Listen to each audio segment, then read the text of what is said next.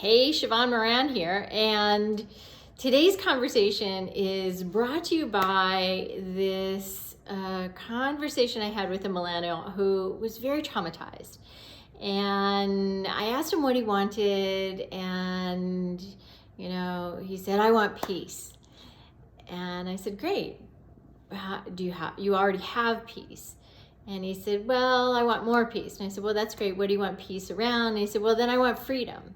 I said, "Well, you have freedom." And he says, "Well, I want more freedom." And so, and we went down this path a little bit more, and finally we got to, he had a lot of trauma that he wanted to start healing and working on so he could make more sales and be better on the planet and make a difference. He worked for a company that has food, and they're one of their salespeople. And he didn't seem very happy to me. He didn't seem very content. He didn't seem like he was really that interested. He was curious about the energy that was bouncing off our booth.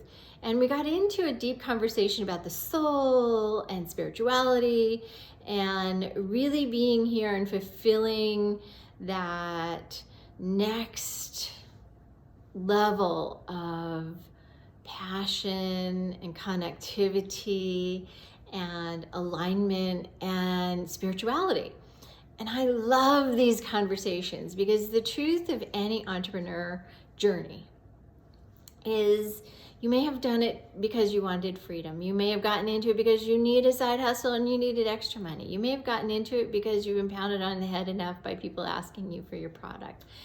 Whatever the reason is you got into it, that your soul is getting stretched and expanded and going off in really interesting tangents and away from the soul conversation. But the soul always wants to be nourished, and entrepreneurship is one of the most infuriating yet fulfilling and nourishing journeys you can ever be on. So long as you know how to sell, so long as you know how to get into alignment, so long as you know how to manage your energy, and so long as you know how to really, really provide value and receive back. And most people spend so much time putting their stuff out there, they're not willing to look at how to receive. So this young soul is going to embark on a journey of his soul. One of our audios is called Discover Your Divine Self. And it's something that he was drawn to that really made sense for him. And what I would put out to you today is, what is your business needing that your soul is calling for?